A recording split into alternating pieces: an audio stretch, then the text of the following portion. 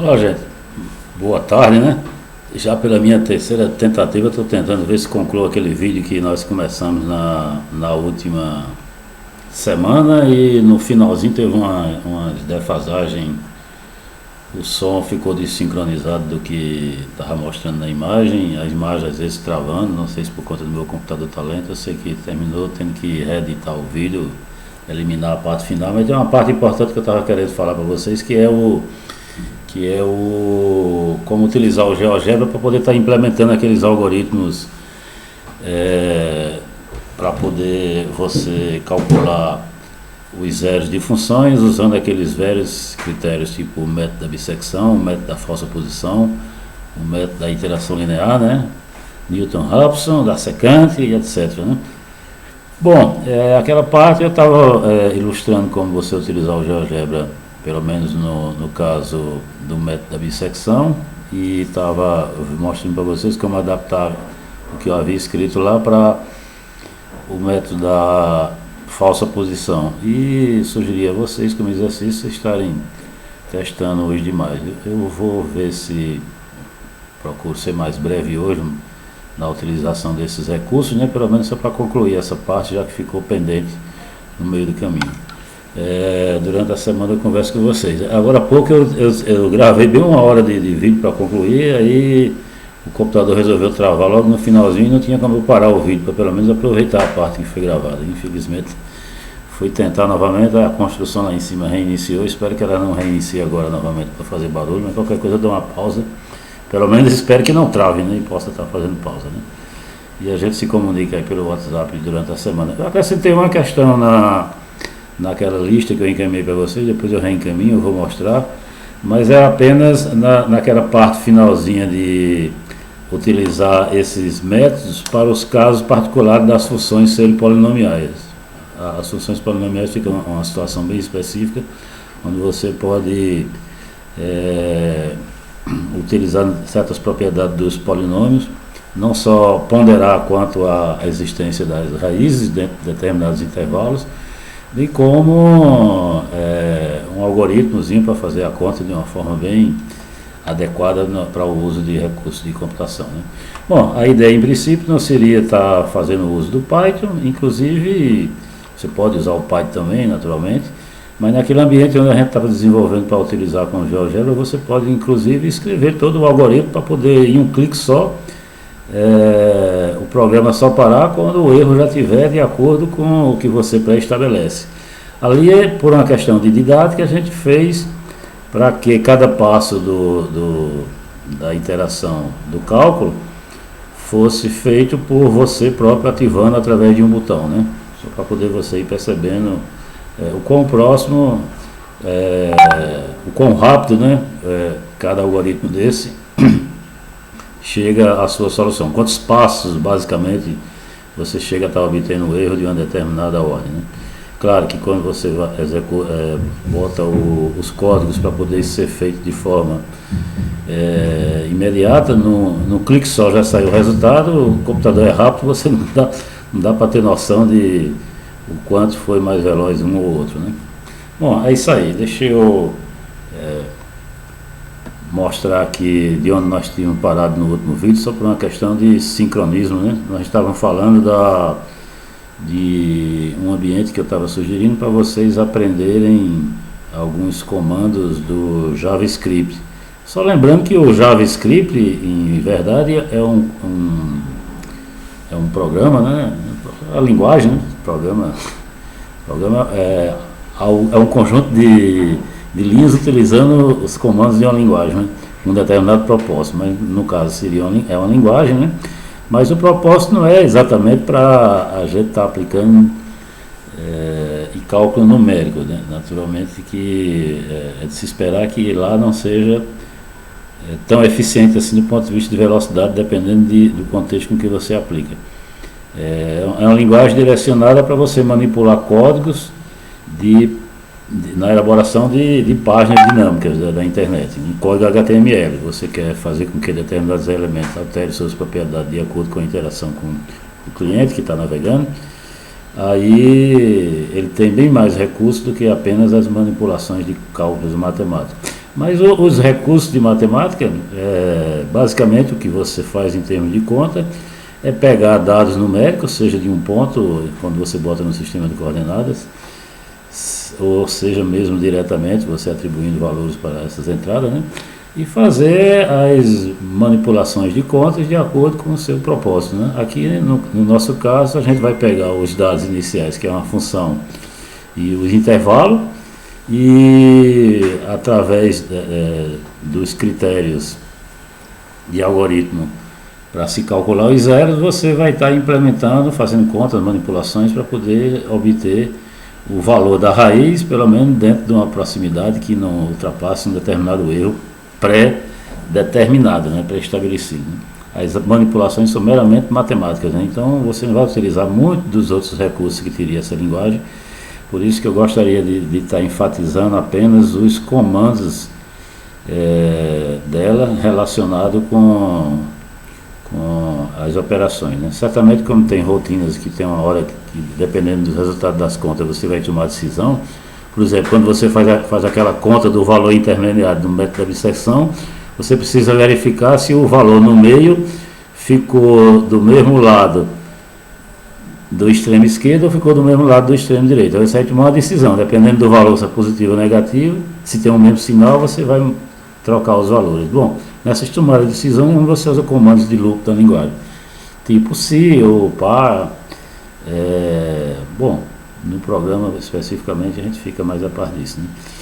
Mas muito bem, no navegador, a gente estava falando aqui no Java Script, né, nesse ambiente de linguagem, onde, aqui está no caso em inglês, mas você pode mudar a linguagem aqui, clicando nesse ambiente do Google, para português. Eu não sei se vocês estão vendo direitinho, o meu poderia dar um destaque maior no ambiente onde você pode estar fazendo isso. Aqui, né, nesse idioma aqui, você pode estar selecionando a linguagem de inglês para português, né? Onde é que eu vejo português aqui? Está aqui português. Muito bem, nessa seleção você vai ver agora que está tudo na nova linguagem. Mudou? Não, mudei não, vou mudar novamente. Não sei o que foi que houve. Vamos lá, português, rapaz. Mudou? Pronto, agora mudou, né? Está aqui escrito em português. Só lembrando que o endereço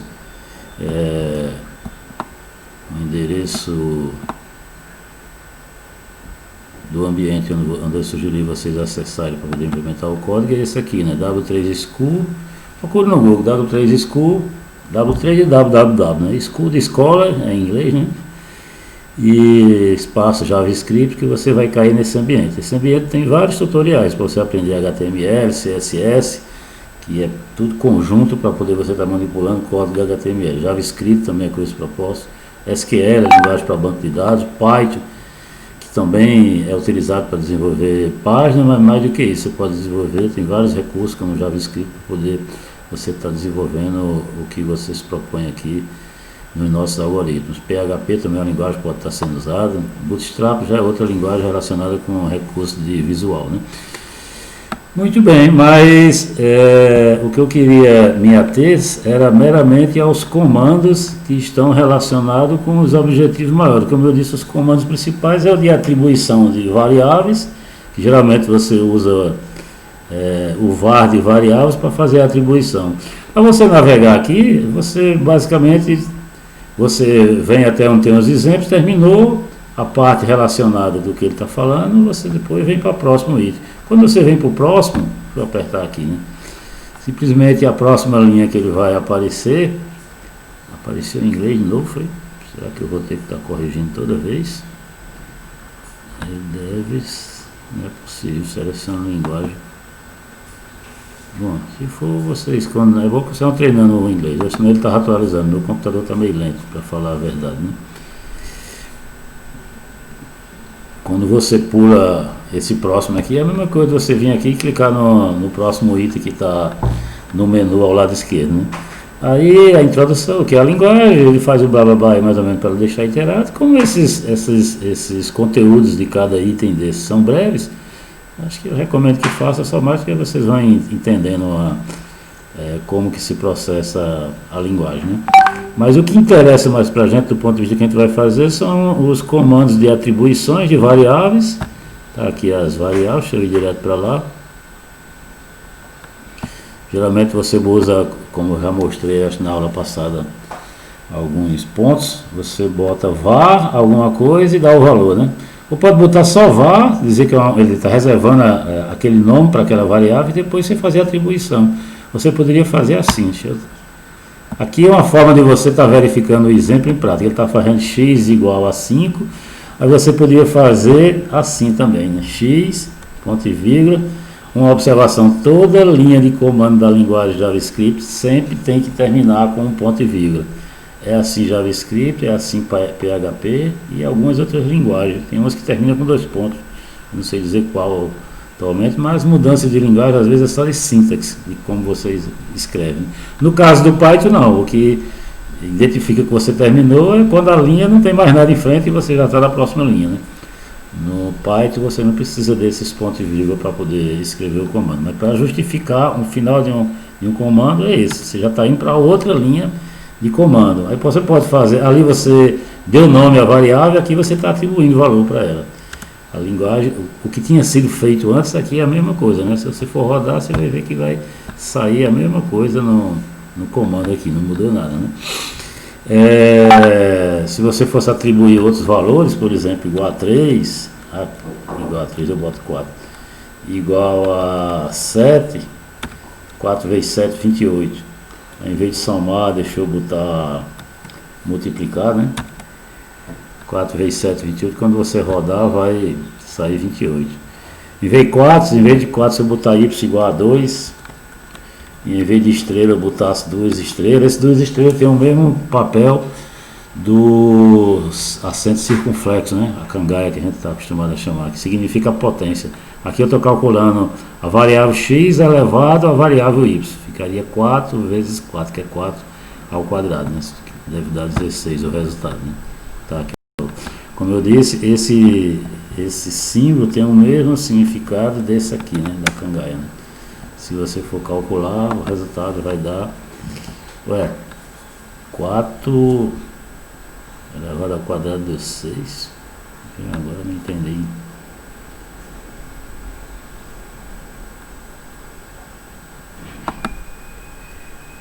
Bom, eu não entendi porquê, mas vai ver que eu estava falando errado. A cangaia não tem o mesmo efeito.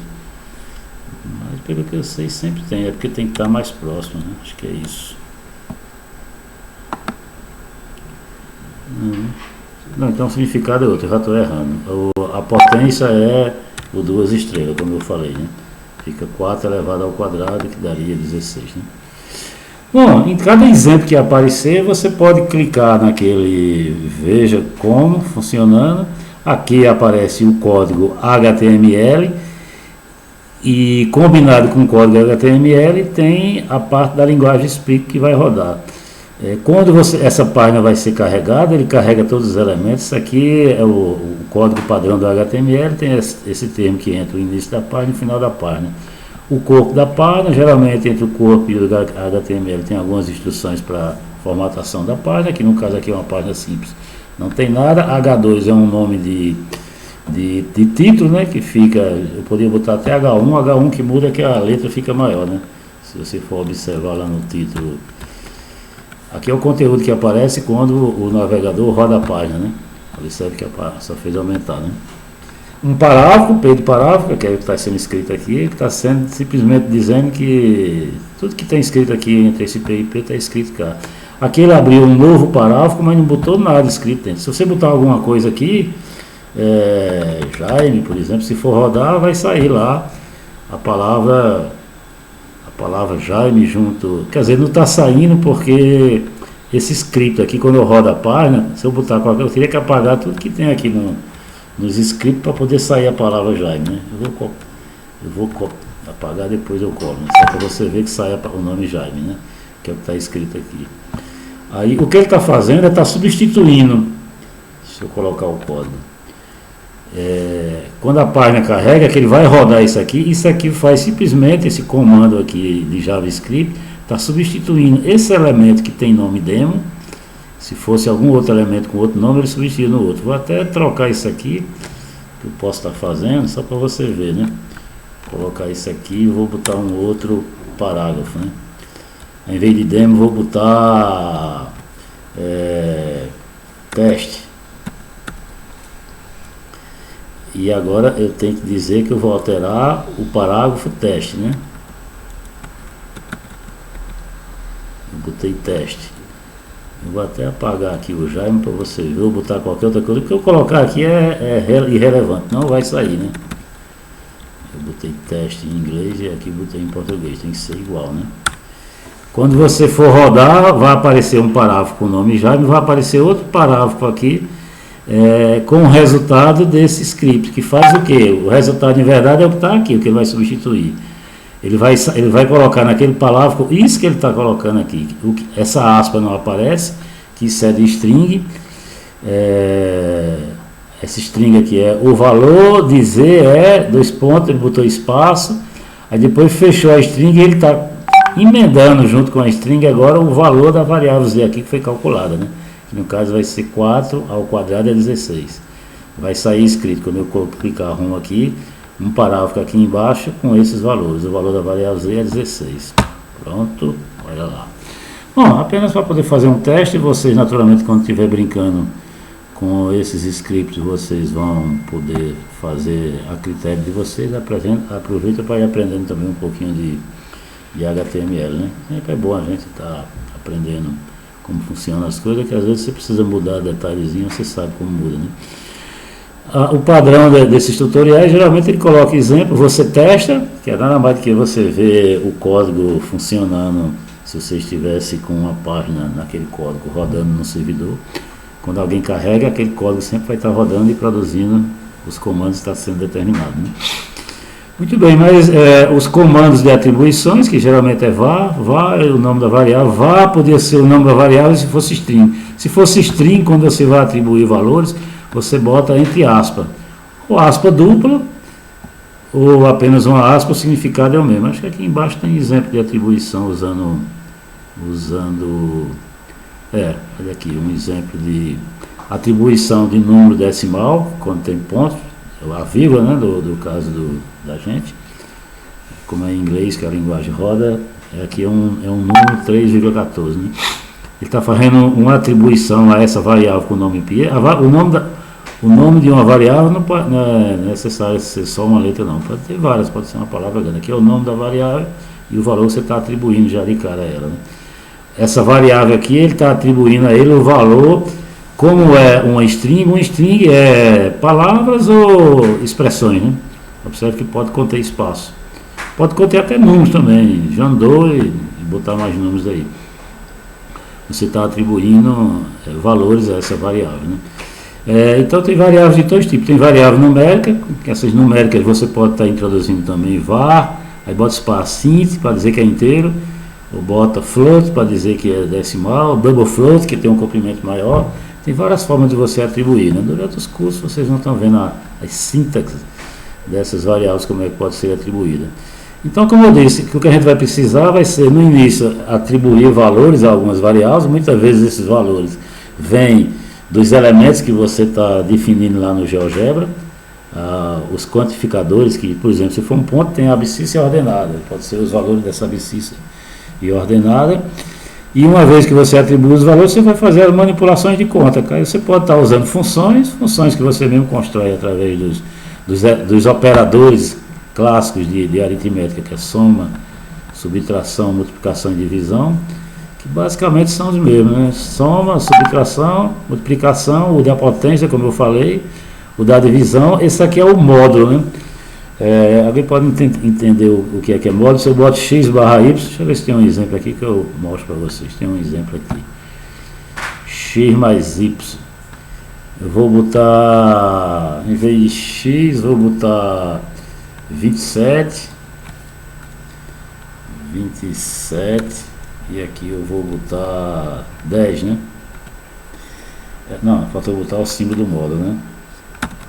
o símbolo do módulo. Mesma coisa agora do que eu fiz. Quando eu for rodar aqui, ele vai calcular o módulo de 27, módulo 10, quem é o resultado.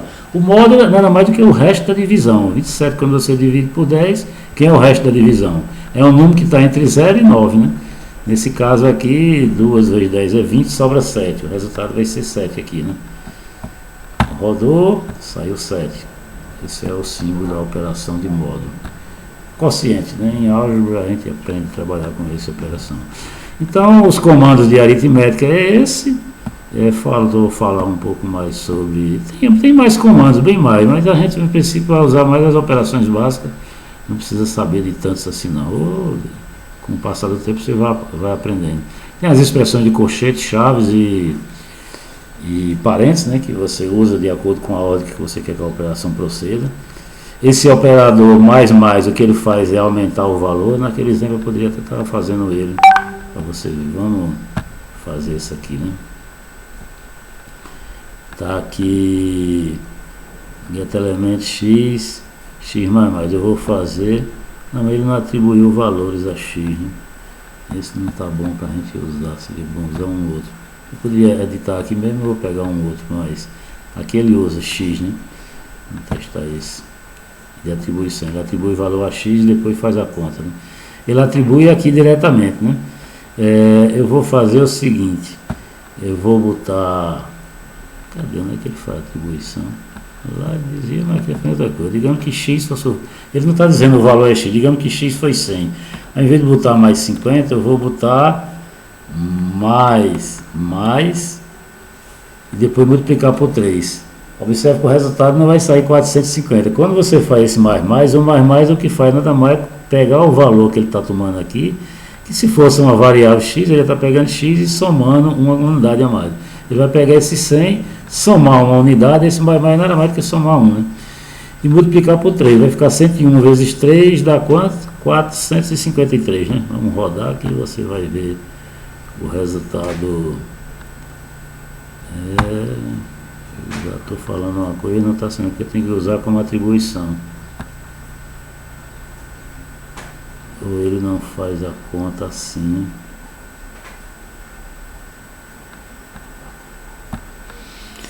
O exemplo que não ficou bom. Vou botar x aqui. Vou botar aqui x igual a 100. X mais, né? X igual a 100. Vou botar aqui x mais, que ele vai pegar o valor de x e somar uma unidade. E aqui vou pegar x e multiplicar por 3. Agora possivelmente ele roda, né? Pronto, saiu exatamente. 101 vezes 3 deu 303, né? Muito bem, se você colocar menos, ele vai pegar o valor de x e subtrair uma unidade. Menos é o contrário de somar uma unidade, vai subtrair, né? Se eu rodar vai ficar 99 vezes 3 dá 300 menos 3 dá 297, né? Pronto, agora saiu certinho. Muito bem, eu estou rodando esses exemplos simples, bobos, só para poder vocês, na hora de brincar, ver como é que funciona esse tutorial, né? Bom, e por último tem os das funções, né? Funções JavaScript e os operadores de loop, de tomar decisão, né? Que deixa eu ver onde é que tem os operadores de loop aqui. Método, matriz, como é que trabalha, array, interação. Bom, tem muita coisa, mas todos são pequenos, é rápido você rodar isso. Você brincando, aprende rapidinho. Switch é um tipo de comando, né? Switch, só para poder lembrar como é que é o tipo de comando, você faz uma testagem, né? Ele toda vez aparece em inglês, né? Eu não gostei disso não, mas é só vir aqui, ou ele está traduzindo e demora essa... porque ele está traduzindo a página, vamos ver que ele vê, né? Mas o comando de JavaScript de switch, geralmente é switch, você bota entre parênteses uma expressão. Essa expressão é uma expressão lógica. Por exemplo, se você tiver duas variáveis, x igual a 1 e bota y igual a 1, aí você aqui faz no switch uma expressão. Deixa eu botar um tipo de expressão que seria, né? Você bota x igual a 1, aí aqui você bota a expressão x, né? Aí caso x for 1, ele vai executar esse código que sai no bloco aqui. Eu não botei nenhum código. Aí geralmente quando ele termina de executar toda essa sequência de código, nada mais do que linhas de JavaScript vai botar. Linha, ponto e vírgula, terminou outra linha, ponto e vírgula. Vai depender do seu propósito, quando a condição X acontecer. Né? Quando você bota na expressão caso X, seria aquela expressão assumir exatamente o valor que você coloca aqui. Né? Se fosse um número, você botaria caso 1, você botaria, por exemplo, aqui uma variável X e mandava ler um dado que alguém digita. Se X for 1, você executa um determinado código. Se X for outro valor, executa esse outro código. Se não for nenhum deles, aí tem uma execução padrão, se você eventualmente queira. Se você não precisar dessa execução padrão, você apaga totalmente o código que ele não vai ter essa opção padrão. Só vai ter a execução do caso 1 ou caso 2, e você pode botar mais casos intermediários. Né? Só lembrando que esse break aqui seria para, por exemplo, digamos que o X fosse 3. Digamos que esse caso aqui fosse um caso que o X contemplasse os dois. Né? Aí ele terminou de executar esse código. Se não tivesse a palavra break aqui, ponto e vírgula, ele iria para testar o caso novamente, para ver se verificava e executar outro código. Ou ia verificar todos os próximos seguintes. Quando você bota esse break, significa que ele só vai executar apenas esse código aqui. Terminou de executar ele, o break parou, ele vai pular para o final. Né? Lembrar que todo comando JavaScript, inclusive função, tem uma expressão, ele abre um parênteses e bota o conjunto de código para poder estar sendo executado entre parênteses. Terminou, a função executou. Né? Esse é um comando que é usado em algumas situações. Né? Comando de loop, for, vocês devem ter, quem viu Fortran deve estar acostumado com esses dois comandos. Né? For, ele vai executar a variável i aqui para i igual a 0 até atingir um certo valor. Ele aumenta o valor de i e executa de novo. Né? Isso aqui está assim, simplesmente ele está substituindo o valor que tem na string, isso é uma string, né? Bom, teria que falar um pouco mais sobre string, aqui não está muito... exatamente quando vocês verem os espaços intermediários, vocês vão entender o que está escrito ali, né? Outro tipo é o while, enquanto condição for satisfeita, aqui geralmente é uma condição lógica, enquanto x for igual a y, enquanto x for menor do que 10, por exemplo, você vai executando o código. Muitas vezes você dá um incremento no código que é para poder chegar uma hora que a condição que está sendo imposta deixar de ocorrer. Né? É outra forma de loop que você usa também. Eu queria ver os loop tipo do ou tipo se, né? Não sei se já botei o de comparação. Acho que é aqui que tem o de comparação. Eu adicionei condições, né? De comparar variáveis. Você compara variáveis de várias formas, né? Você pode comparar, quando você bota x igual a 8, isso é um comando de atribuição, você está atribuindo a variável x o valor 8. O de comparar é você colocar dois sinais de iguais, né? Ele está perguntando se o valor que a variável x está assumindo no momento é igual ao número 8. Certo? Bom, nos exemplos aqui você vai try, vai aparecer um exemplo para aqueles outros que a gente andou executando, né? Ele está botando try numa condição que seria não satisfeita. Quando essa condição é satisfeita, ele retorna 1, dizendo que é verdadeira. Né? 1 é verdadeiro e 0 é falso. Aí, dependendo do contexto, você pode botar uma condição dessa e um bloco de código para executar quase seja verdadeira, e do contrário, executar um outro bloco de código. Abre entre parênteses e executa outro bloco de código. Tem três tipos de igualdade. Tem o de atribuição, é o x igual que está aqui. Tem o igual a igual, que está verificando se o valor da variável x é igual ao valor da variável y. Agora, podia ser que o x fosse igual a 8, mas ele não fosse um número, ele fosse um string. Você pode botar eu esqueço do símbolo, entre aspas, né? Você pode colocar x igual, aí bota entre aspas 8. Aí ele é uma variável tipo string, é um texto, é uma palavra ou uma expressão valendo 8. O x seria igual a 8, mas ele não por exemplo, se você está colocando o x como sendo uma variável do tipo numérica, ele é igual em valor, mas não é do mesmo tipo. O x seria um número e aqui seria um texto. Ou o contrário, x pode ser um texto e aqui ser um número. Né? Aí, para você verificar se é igual em conteúdo e em tipo de variável, você tem que botar os três iguais. Né? quando você coloca os três iguais, você está perguntando se o valor dela é o mesmo valor daqui e se isso aqui é um número e aqui é um número, ou se aqui é um texto e aqui é um texto. Só vai retornar verdadeiro quando essa condição acontecer, né? Se você bota assim, por exemplo, e o x é uma variável do tipo numérica, mesmo que o valor de x seja 5, quando você atribui, deve ser o que está no exemplo aqui, o retorno seria falso, né? Sim, esse sinal de exclamação antes de qualquer comando é a negação dele. Aqui você poderia estar colocando a variável x, exclamação igual a y, está perguntando x é diferente de y, aí retorna verdadeiro se o valor da variável x de fato for diferente do valor, né? Se o valor de x aqui tivesse o valor 5 lá de cima, seria verdadeiro, porque ele seria diferente do valor 8. Isso aqui é o diferente apenas para valores, e aqui seria para valores e tipo de variável, sempre diferente, os dois ao mesmo tempo, é que retornaria falso, né? Bom, os símbolos de maior, menor, maior igual, menor igual, tudo isso são expressões que se usam para poder se comparar, né? Se idade menor do que 18, texto igual, aí bota um texto, muito jovem. Bom, esses outros operadores é para você botar, concatenar questionamentos de linguagem. É uma condição e a outra. Aqui está perguntando, se x for menor do que 10 e esse... é o I industrial, não sei como é que diz, é 2 seguidos significa o I lógico, né? Se essa condição for verdadeira e essa aqui for verdadeira, aí que ela é verdadeira. Se qualquer uma das duas fará, ela retorna falso, né? Esse is falso aqui está apenas questionando, no teste aqui está falando, mas na hora de escrever em programa não entra isso não, né? Geralmente toda expressão de testagem eu coloco entre colchetes. Aqui é a negação, né? Estou perguntando se x não for igual a y, eu boto o sinal de diferente antes. Eu posso botar o diferente antes de toda expressão, ou eu poderia botar aqui, né? Tanto faz.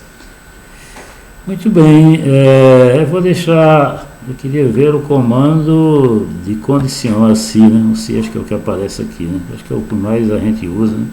Condicionar, é o se ou else, caso contrário, ou se else, né? Geralmente, uma das formatos dele é a condição. Se a condição acontecer, por exemplo, x igual a y, x igual a 8, se a condição for verdadeira, ele executa todo o bloco de código que aparece aqui entre esses dois colchetes, né? Por exemplo, se as horas for menor do que 18, a variável hora você conquista de alguma outra forma. Aí, bom dia, é menor do que ainda está no horário do dia, né? Bom, você testa depois se você quiser testar. A outra forma de você usar ele é, se a condição for satisfeita, executa esse bloco do código. Else, você já abre outro bloco de código. Se a condição não for satisfeita, se for falsa, você já vai executar esse outro. É uma das formas que a gente mais usa quando vai escrever os algoritmos lá, pelo menos no GeoGebra. Os algoritmos são mais simples, né? Esses comandos, inclusive, tem no GeoGebra também, só escreve um pouquinho diferente, né? Os comandos do GeoGebra não são os mesmos do JavaScript. Se você for escrever em GeoGebra, tem que observar. Depois eu dou o endereço onde vocês podem estar. No help do GeoGebra tem todos os comandos de string, de script, para você trabalhar que você queira usar. É só acessar, mas ele não é tão rico quanto o do JavaScript, né? Tem situações mais complexas, vai precisar de uma linguagem de programação que ofereça mais recursos de linguagem, né? E aqui é outra opção do comando isso também. Se tem 3, 4, 5 condições distintas, você bota, se a condição 1 acontecer, ele executa esse bloco. Terminou de executar esse bloco, acabou. Se ele pula para o final, vai observar se tem mais comandos lá na frente. Aí, se a condição 1 não acontecer, ele vai testar a condição 2, né? A condição 2 acontece, se acontecer, ele executa. Lembre-se que ele só executa um bloco. Se acontecer uma condição e acontecer a outra, ele não vai executar as duas, não. Só executa a primeira que acontecer, né? Se essa não acontecer, ele testa a outra. Se eu botasse my else if, tantas condições quanto...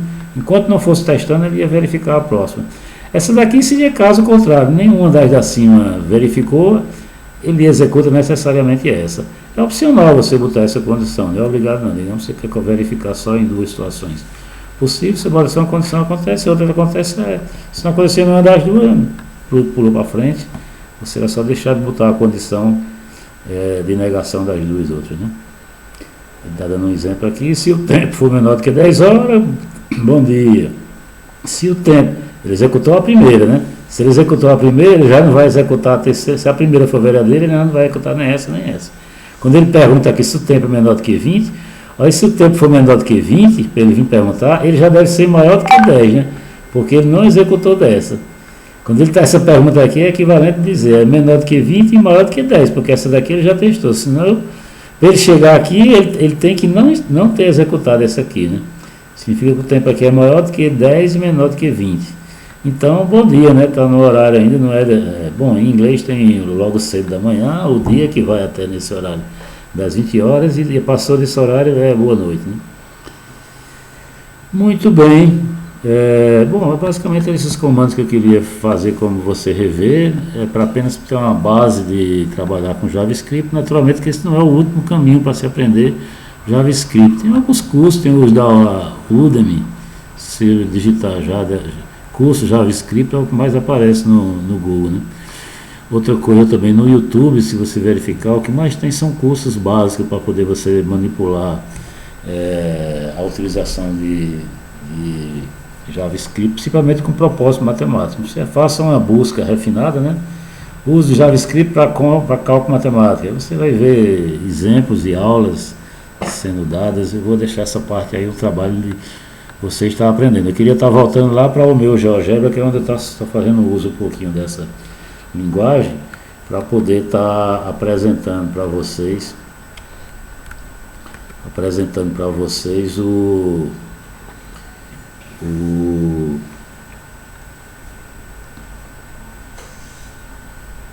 na apostila não, eu queria falar do GeoGebra, né? Tem duas opções de abrir o GeoGebra, pelo navegador, que eu não sei nem se ele já está aberto aqui. Acho que está aberto, mas para poder não estar trabalhando, não demorar muito. Vocês sabem como é, nesse ambiente do GeoGebra, chegou aqui, digitou geogebra.com. Deixa eu levar vocês lá aqui no navegador, né? Você chegou aqui, digitou geogebra.com, você vai abrir essa página aqui, né? Abrindo essa página aqui, você pode rodar ela diretamente no próprio ambiente do navegador, escolhendo o GeoGebra clássico. Esse é o ambiente do navegador, né? Carregou o ambiente do navegador, é só você ajustar conforme eu fiz na última aula. A gente está precisando trabalhar, eu fiz um recurso aqui de estar simplesmente tirando essa malha. É opcional, você bota do jeito que quiser, né? Só para poder ficar parecido com o que a gente tem lá. Isso aqui é a tela de álgebra, né? Você quer definir alguns comandos que aparecem lá, que é onde eu botava f de x, pode ser assim também, bota a função, né? Era x, log de x, né? Log de x menos 3,2, né? Claro, que qualquer outra função, faz a função que a gente estava trabalhando. Quando você define isso, você já definiu quem é f, aqui já vai definir outra coisa. Se você quer atribuir algum valor a um ponto, você pode botar o ponto A de ponto, igual, e bota as coordenadas. Vou botar 1 e 2, né? Aí o ponto apareceu aqui com coordenadas 1 e 2. Assim você pode definir. E você pode também atribuir os valores desse ponto via, quando você vem aqui deixa eu inserir o ambiente de planilha, né? Que esse ambiente de planilha é o que a gente está trabalhando lá, né? Você vem em exibir, eu vou botar aqui um ambiente de planilha. E para sair conforme o que eu estava colocando lá, eu vou colocar essa planilha aqui embaixo, né? Você bota em qualquer ambiente que quiser, é a seu gosto, apenas para ficar muito carregado em cima, eu vou botar aqui embaixo. Muito bem, essa posição aqui é a posição A1, né? Se você atribuir valores à posição A1, vamos botar, por exemplo, 5, a posição B1 vou botar 4. Você pode estar calculando os pontos, por exemplo, no valor de A, você pode estar escrevendo simplesmente o valor da variável aqui, que é A1, né? Eu nem sei se é A1, eu posso conferir depois, porque esse valor, em verdade, você pode atribuir o nome que quer, né? Eu imagino que por padrão ele coloca A1, né? A1, aí o ponto ficaria 5 e F de 5. Vou colocar aqui F do valor A1, né? Muito bem. Quando você faz isso, eu vou botar o valor aqui um pouco menor. No ponto 1, que deve ficar lá para menos 3, né? Vou botar 1 aqui.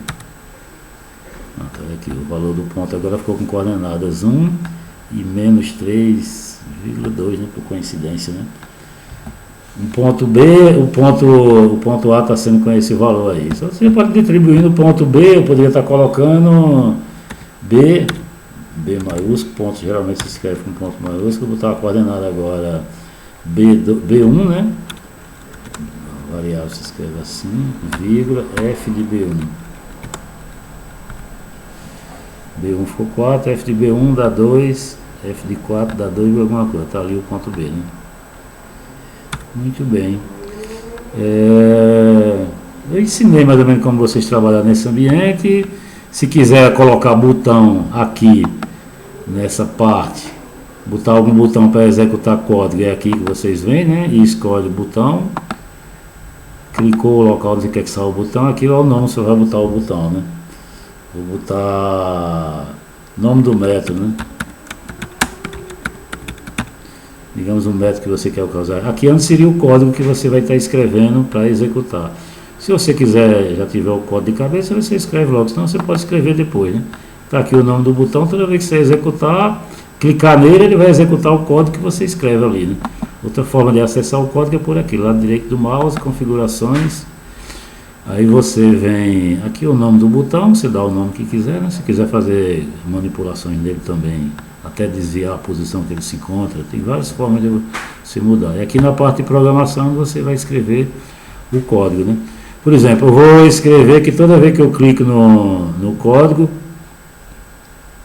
o botão... deixa pra lá, vou deixar para estar atribuindo, não. Mas é aqui onde você escreve o código. Sim, só uma coisa que eu gostaria de lembrar. O código por padrão que você coloca para executar, cada vez que você clica, ele vai rodar o código de GeoGebra. Aqui teria que aparecer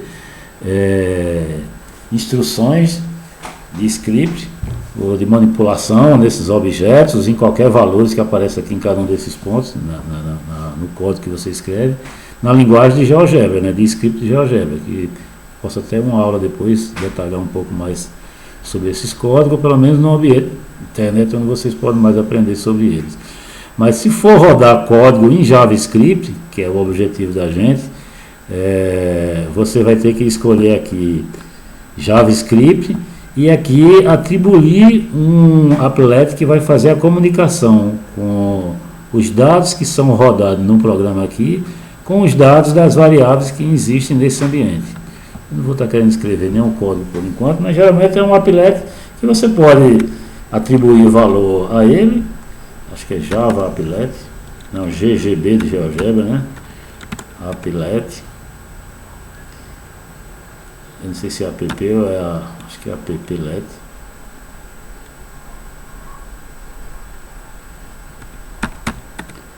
Não sei se é assim que se escreve, né? GGB Applet, lembrando que no JavaScript todo comando termina com isso aqui, né?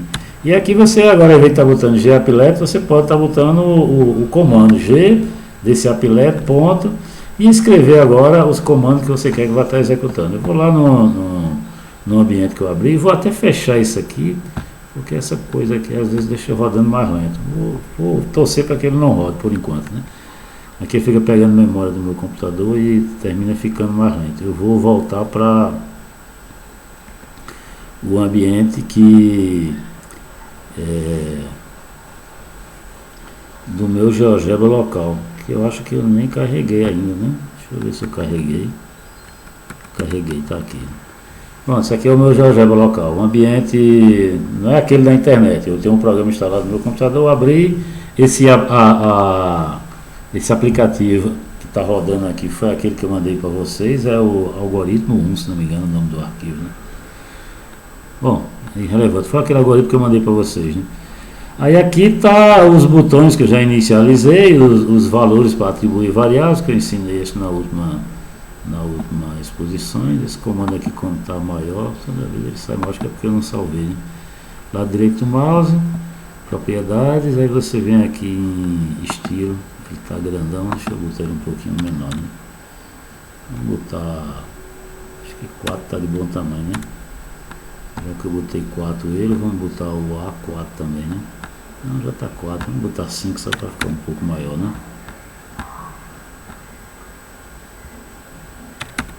Pronto, assim, o comprimento dele, todos os dois, né? vou precisar, vou botar ele aqui um pouquinho mais para a direita, né? Deixa eu fechar aqui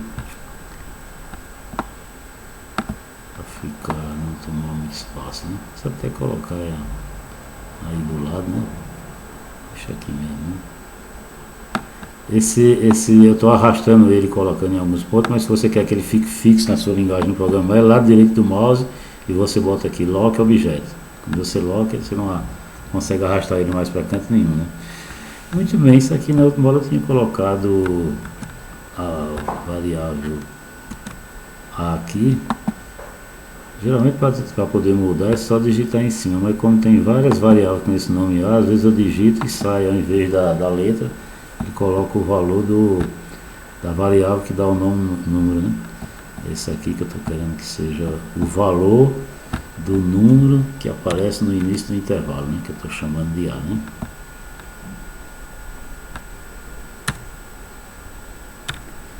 Ah, my gosh. Ixi, será possível?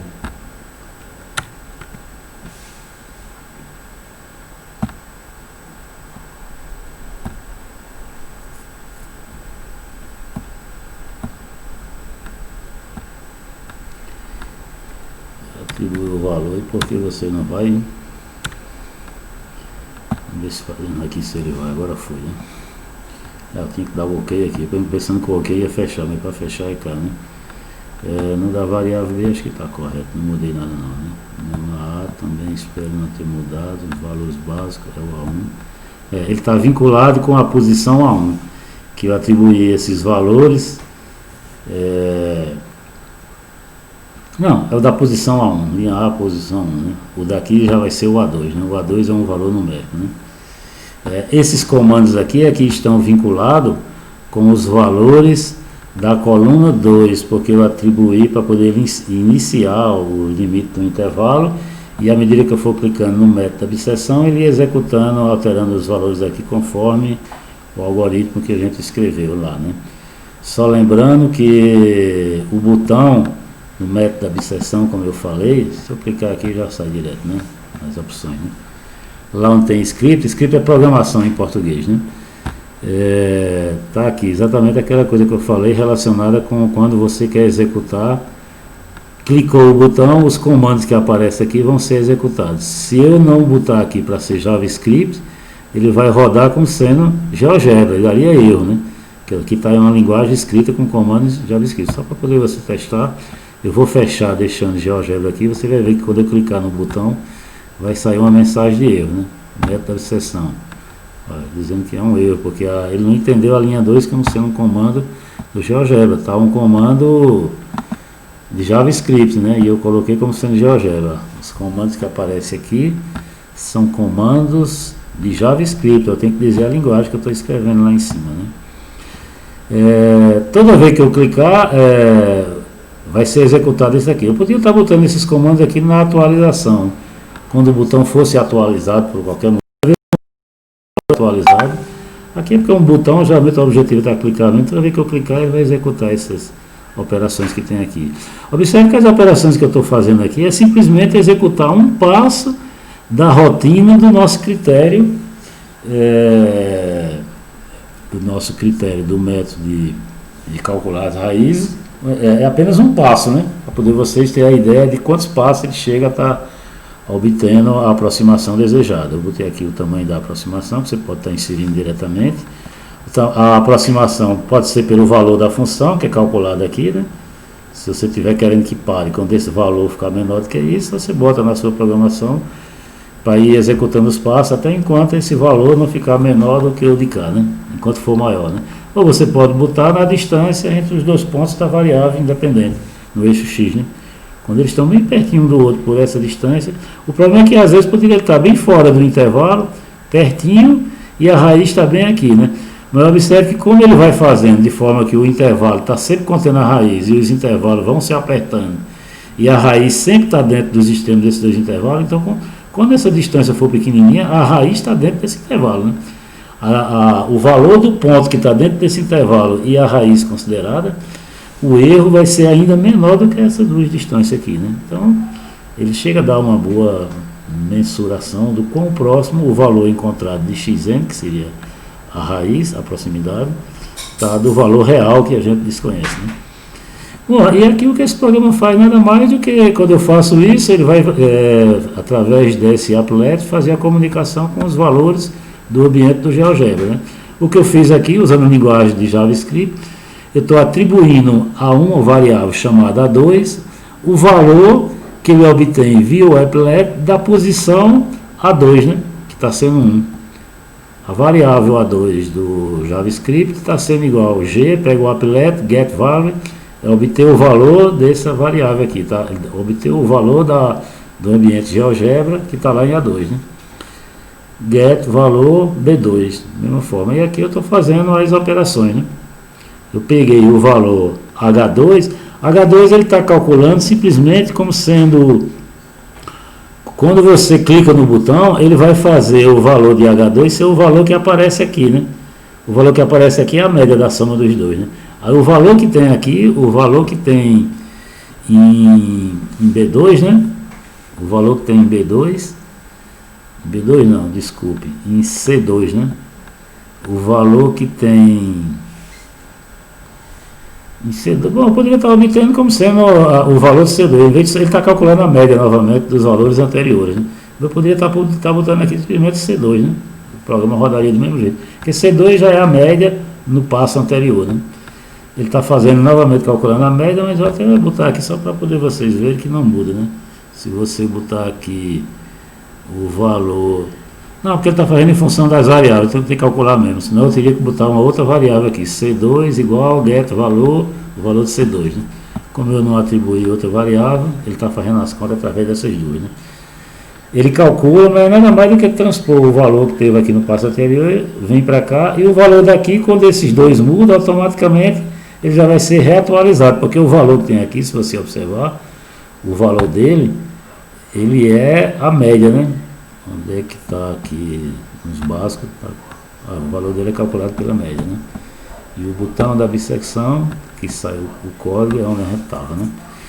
O próximo passo, ele vai verificar se o valor da função calculado nesse ponto, eu vou até olhar aqui para poder você checar, ele vai pegar, ele calcula o ponto médio, né? Está aqui, deixa eu aumentar para ampliar mais, né? Ele calcula o valor médio, porque aqui ele está exibindo esse ponto aqui, eu lembro na última aula eu fiz a atualização, esse ponto não está coordenadas dado pelas coordenadas desse ponto, por isso que ele está saindo errado.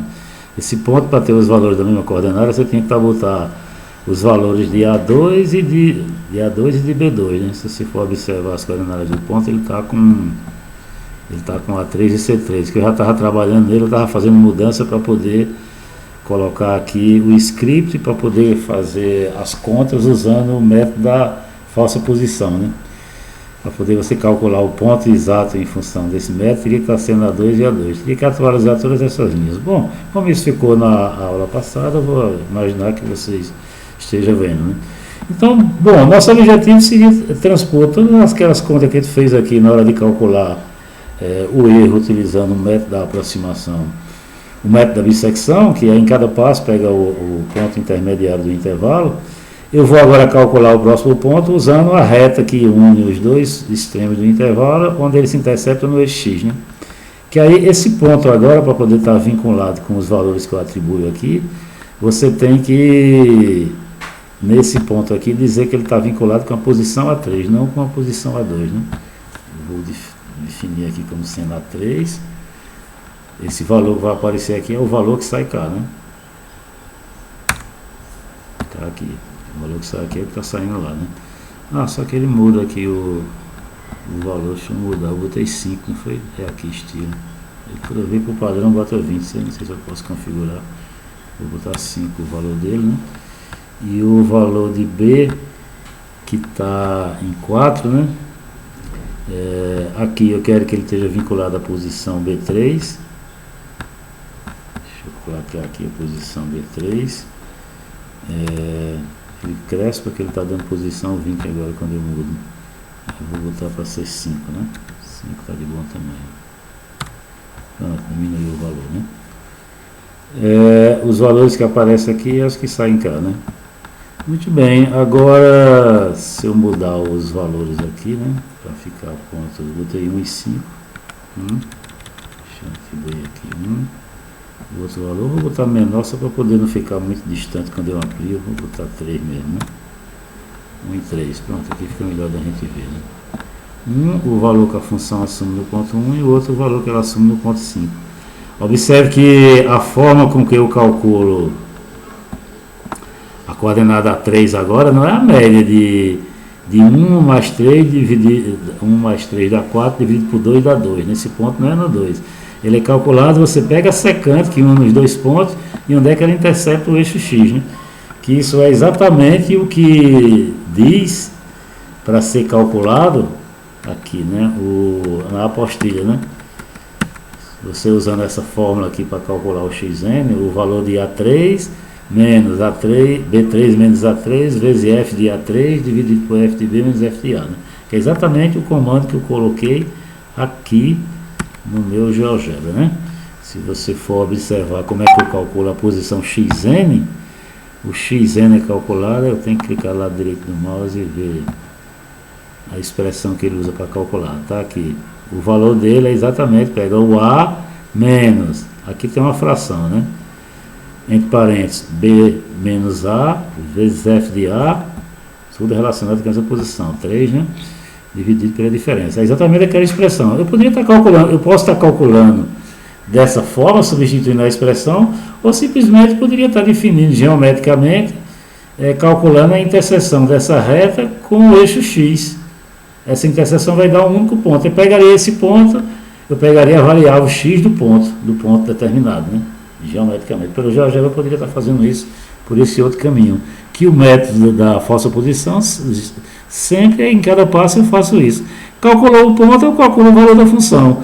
Aí, naquele código lá no botão, eu vou verificar se o valor da função aqui está do mesmo lado do valor da função no ponto A inicial, ou está em lado distinto. Se tiver do mesmo lado, esse aqui vai ser o próximo A do intervalo e o B continua sendo o mesmo.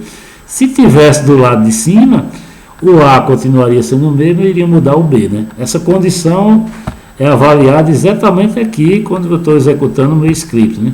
O script é análogo àquele do que a gente estava falando agora há pouco, do método da bisseção, ou seja, a minha linguagem está em JavaScript, aqui está o comunicador do GeoGebra com o JavaScript, que ele é utilizado na hora que eu vou estar fazendo a leitura das variáveis aqui.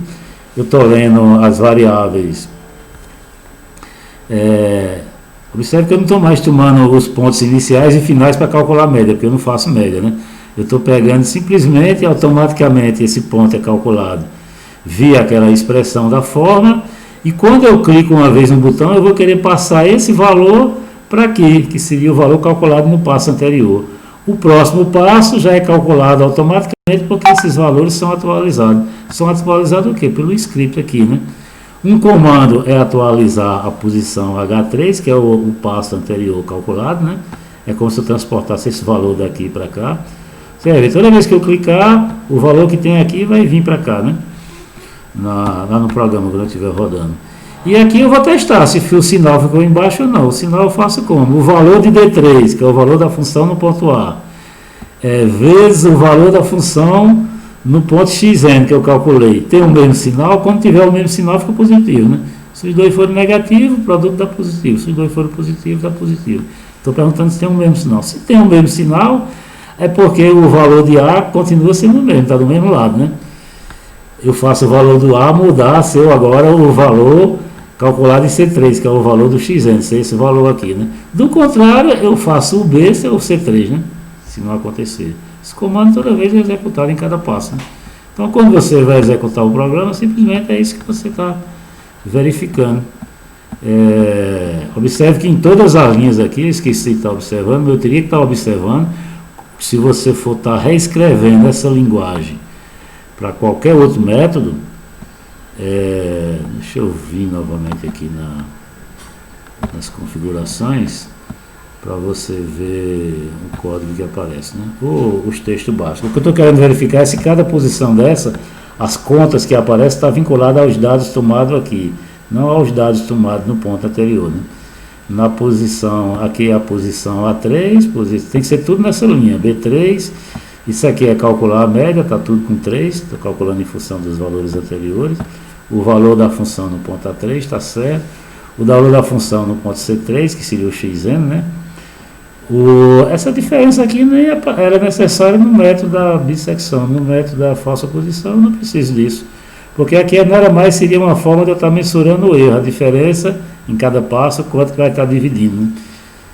Que é o que eu faria aqui, na linha anterior, você pega esse caso aqui e passar para cá, aqui não, essa coluna aqui, eu botei a conta análoga, mas ela está sendo desnecessária, ela não aparece no algoritmo. Esse aqui é o valor da função no ponto xn, f desse ponto aqui, está calculado, o valor absoluto do ponto é 3, 3 é o valor da função nesse ponto, né? O valor absoluto é o modo, né? Que você pode estar fazendo como teste de parada, se esse valor está próximo de zero pelo erro que você considera, né? Isso aqui é o erro intermediário, aqui é o erro máximo que você quer que chegue. Você quer que esse valor chegue a ser menor, né? Eu botei epsilon aqui, mas nem precisaria, bastaria modo de f de xn mesmo, né? Aqui é você pegar o valor no passo anterior e aqui é calcular a distância desse, o passo anterior para o passo atual, né? Que é a forma de você aproximar pela distância dos limites do intervalo, né? Esse limite é a aproximação em x, né? Que a gente discutiu lá na teoria, através da apostilha, né? Então, apenas essa coluna aqui não seria necessária no método da falsa posição. Eu queria verificar se tudo estava com A3, mas está H3, né? H3, na verdade, é calculado via aquele script quando eu clico no botão. Eu clico nesse, né? Falsa posição. Se eu clicar no outro, eu não vou estar fazendo nada, eu vou estar mexendo com essa linha, né? Essa posição aqui é o que vai dar a diferença, né? O I3 é a diferença do xn, é o C3, né? Do xn menos o xn menos 1, que é o H3, né? O valor absoluto. Muito bem. Agora, aqui você está... Sim, outros pontos que é importante também é o valor das coordenadas. Essas coordenadas tem que estar em função dessas linhas, cada um dos pontos.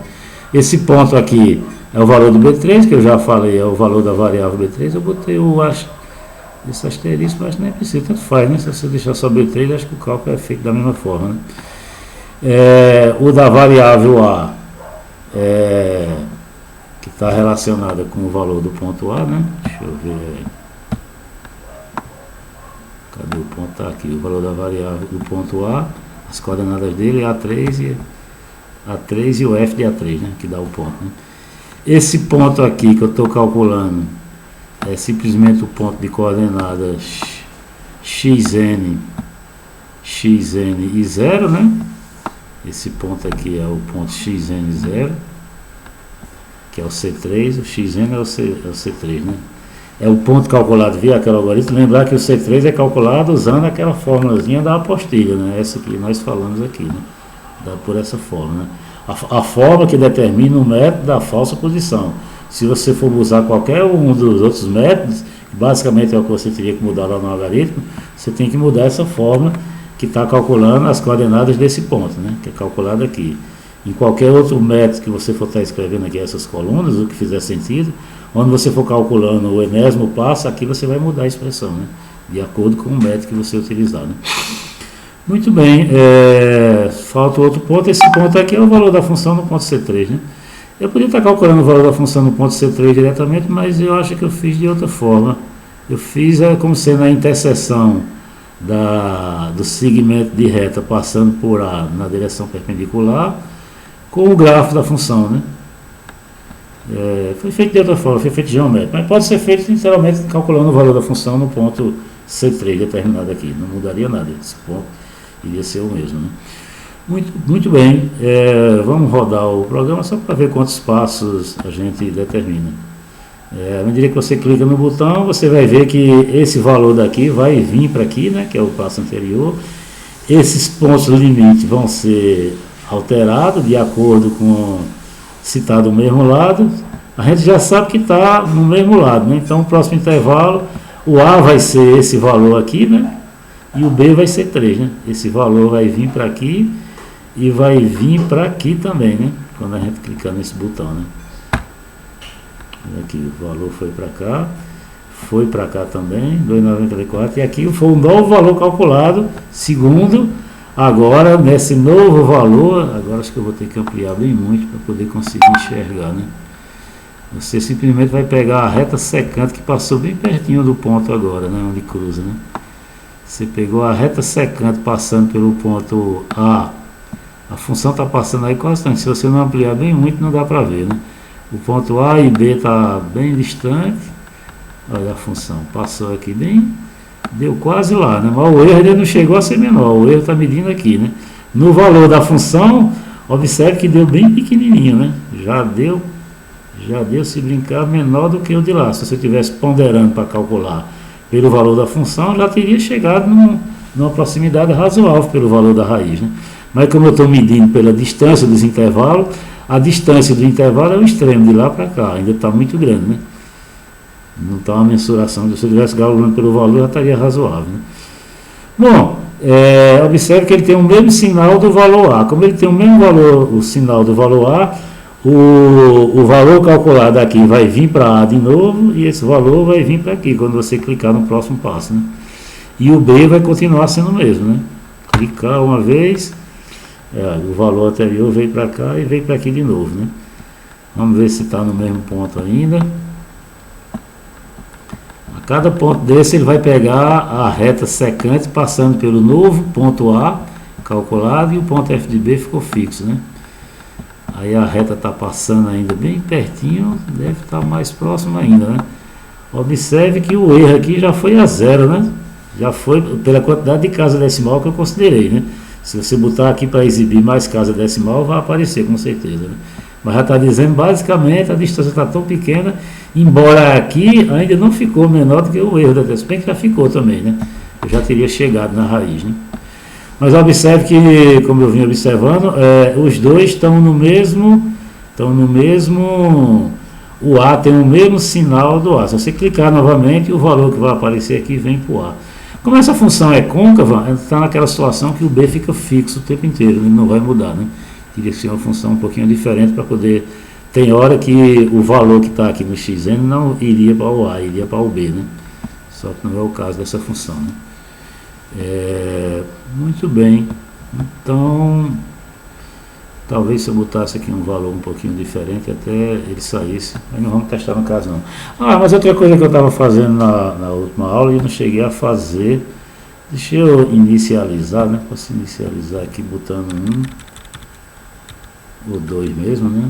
Coloca aqui como sendo 4. Agora, para poder ver, tem que diminuir bem muito. Essa diminuição aqui demora às vezes. Infelizmente foi o que travou meu computador da última vez. Eu ampliei tanto que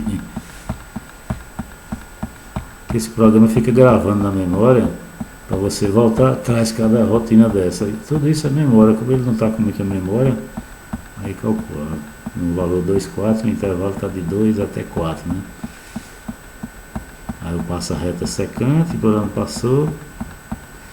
Vou botar 3, porque 4 está tão... Não fica difícil da gente ver, né?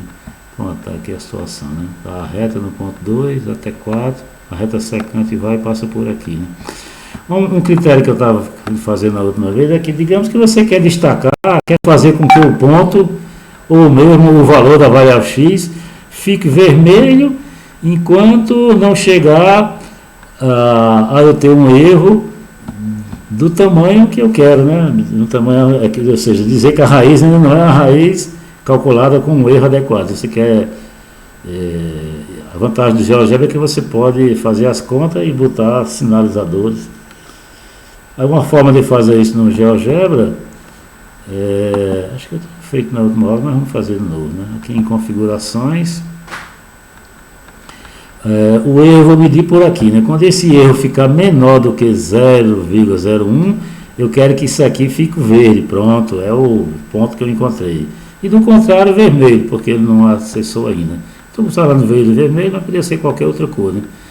Aí eu vou botar na parte de script, eu vou botar aqui comandos do GeoGebra mesmo. O C do GeoGebra é assim, né? If, aí eu abro parênteses para poder botar agora a condição que eu vou ter que verificar. A condição vai ser o valor desse campo, que é o I3, né? O I3 menor do que o erro, né?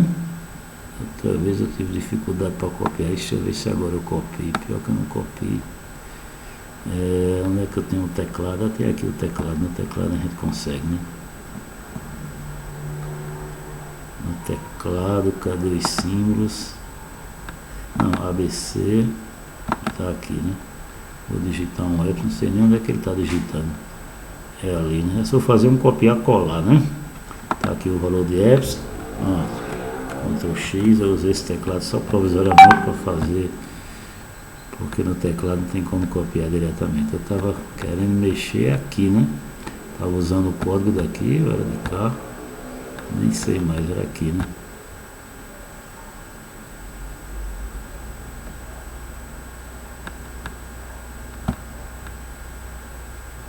Aqui.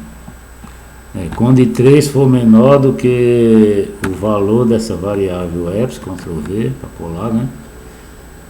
For menor do que o valor dessa variável. Se quando for menor, observe que quando for menor é porque ele atingiu o erro necessário. Aí eu quero que a cor desse campo, eu vou botar 7 cola, isso é um comando de GeoGebra, né?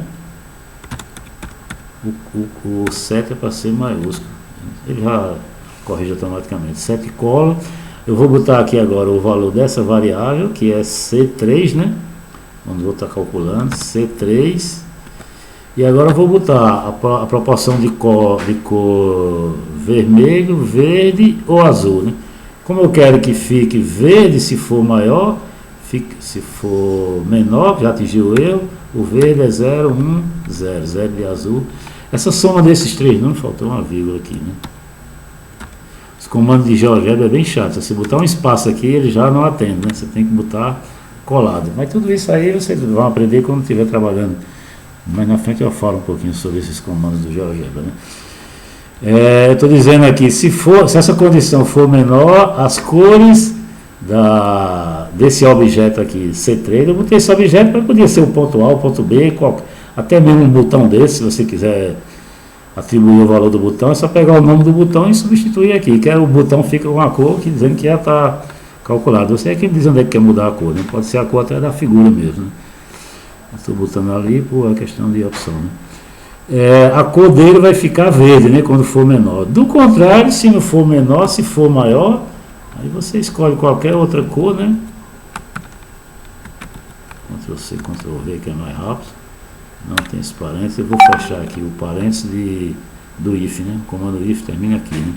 E agora eu vou botar a cor vermelha, né? Que é 100, né? Se quisesse botar azul, ficava aí 1001, né? Geralmente quando você vai atribuir essas cores, você pode obter qualquer cor do espectro usando a proporção que representa cada cor, né? Esse número, a soma dos três tem que ser igual a 1, né? A proporção de vermelho, a proporção de verde e a proporção de azul, né? Bom, tá aí o comando. Vamos executar, fechar para executar, e a gente vai ver que ele vai sair agora com esse comportamento, né? Vamos lá, o método da falsa posição. Quando eu rodo, tá aqui vermelho, porque ainda não é menor, esse número não é menor do que 0,01. Só vai ficar verde quando ele ficar menor do que 0,01. 0,04 não é menor do que 0,01, né? Bom, aqui os comandos aqui vão ser executando do mesmo jeito, né? O segmento não chegou ainda a distância do intervalo A para o intervalo B, não está menor, está esse valor aqui, né? Aliás, desse intervalo daqui até cá, esse valor não está sendo 0,04, né? Bom, só a gente vendo aqui, né? Essa distância daqui para cá é esse valor aqui, exatamente. Vamos para mais um passo, método da falsa posição. Clicou. Observe que ainda não chegou verde, né? 0,00, o número aqui já tem mais um zero, já ficou menor do que esse. Se você botasse o erro aqui para ser uma casa a mais, se você botar mais um zero, seria menor, já seria menor, teria que botar mais um zero, né? Se você botar esse valor, aí agora não vai ser menor, né? Por isso que eu tenho que inicializar, né? Para poder... Por aqui você tem ideia de quantos passos vão ser necessários. Eu vou botar 2 e 3, mesmo valor que eu botei antes, né? Está vermelho. Aí eu clico, eu vou precisar clicar mais para poder chegar a ser verde. Cliquei uma vez, está vermelho ainda, porque está 0,4. Cliquei, continua vermelho, porque não ficou menor, botei 0,01. Vamos clicar de novo, ficou verde agora. O erro chegou a ser 0, basicamente. É 0, é porque aqui eu só estou deixando exibir até 5 casas decimais, né? Nas configurações aqui você diz quantas casas decimais quer exibir. Aí, se não ir exibir, está de grandeza menor do que 10 elevado a menos 5, né? Observe que essa mesma coisa que eu fiz para cá, se você quisesse fazer com o ponto especificamente lá no eixo X, a representação dele, né? Está sendo quem? Agora está muito pequeno, eu vou voltar para o passo inicial, né? 2, só para poder a gente ficar vendo. Se eu quisesse estar mudando a cor do próprio ponto, seria no mesmo ambiente aqui onde eu estou executando aquele script. Deixa eu ir lá para ele. 7. Desse botão, né? Esse botão, o script é aqui, né? Cadê? Ele não foi pro botão, não. O ponto é esse, né? Quando esse valor atualiza, escreve isso. Vou botar para executar o mesmo comando que mude as cores, não do... Copiar, colar, que é mais rápido. Não da posição C3, mas sim desse ponto, que esse ponto eu já disse que a nomenclatura dele lá no álgebra é o ponto XN, né? É o ponto X barra N. E aqui novamente é o ponto que tem nome. Eu dei esse nome a ele, qualquer outro nome que você desse, você dá o nome aí a seu critério, né? Ponto N, né? Tem XN mais pela nomenclatura lá da apostila, né? Bom, se você executar agora, você vai ver que as mesmas cores que mexe lá com o campo aqui vai estar existindo nesse ponto também. Vamos reiniciar, né? Vamos botar 4 só para poder ficar diferente. Vamos botar 1 em 4.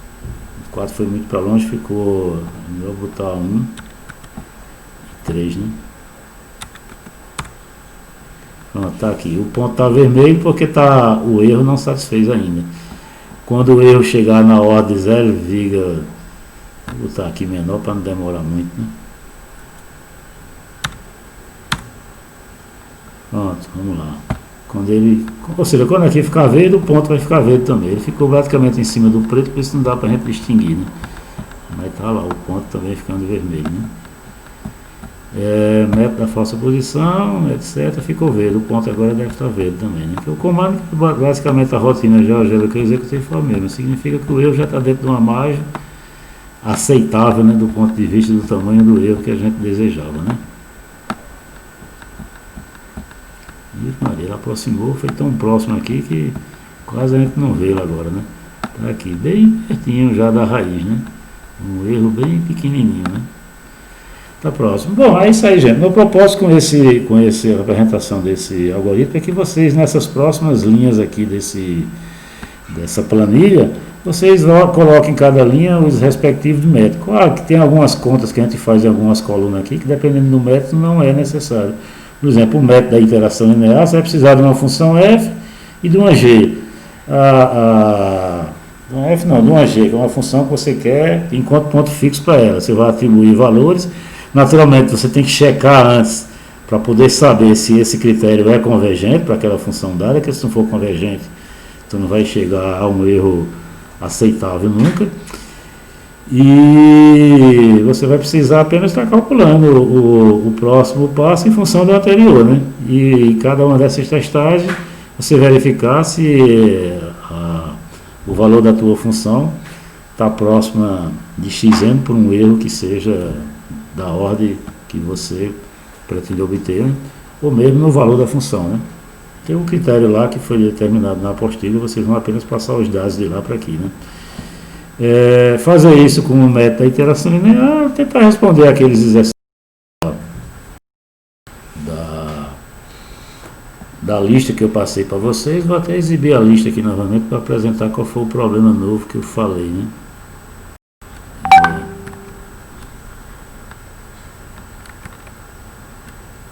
Cadê o... Não é possível que esse bicho vá querer travar de novo, né? Eu queria falar da apostilha, né? Da apostilha. Cadê a apostilha? Está aqui, né? Apostilha não, agora eu esqueci, né? Quando esse negócio trava até a cabeça da gente. Esse aqui é o da... Não, da lista é aqui mesmo, né? Queria exibir a listagem que eu salvei para vocês. Eu lembro de ter aberto ela, não sei não, acho que foi aqui. Deixa eu ampliar aqui para ficar mais visível, né?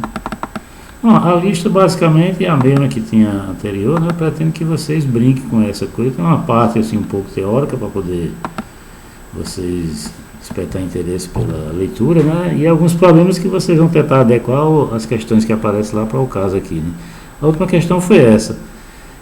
Como eu disse, a última parte da teoria, que eu não vou falar mais hoje para o vídeo não ficar longo, mas eu abordo, como é pequena, o vídeo deve ficar menor. Só a parte de teoria mesmo, para poder, como você montar o algoritmo, que pode ser feito naquela própria tabela do GeoGebra, para poder você estar determinando os zeros de um polinômio, né? Um polinômio de grau qualquer. No exemplo aqui, que eu coloquei como questão adicional, é esse polinômio com grau. Deixa eu colocar aqui que não coloquei detalhe para ficar maior não. Bom, acho que é aqui que teria, né? Deixa eu ver se aqui você consegue verificar melhor, né? Só que a apostila não está lá, não adianta. Não, desculpa, eu estava tentando falar da apostila, mas eu estou no ambiente navegador, né? Então tem que ser por aqui mesmo. Bom, vocês vão usar esse polinômio e seguir os critérios que vai ser abordado lá. Uma questão que eu precisaria abordar a teoria para poder vocês estarem resolvendo. Mas em princípio seria aplicar o critério de Newton, o método de Newton, né? Para poder estar fazendo contas com polinômios. Tem alguns truquezinhos que a gente leciona lá, né? Eu vou encaminhar esse texto para vocês. E no mais, tem uma coisinha que eu fiquei querendo observar para vocês também, sobre a apostila, né? Vou tentar ver se eu não ter que digitar. Eu não sei se é aqui mesmo, dá para eu digitar. Deixa eu ver se eu digito aqui mesmo.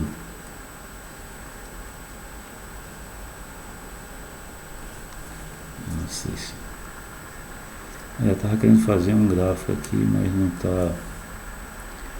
está digitando. Deixa pra lá. Apareceu agora, porque meu negócio está atrasado mesmo.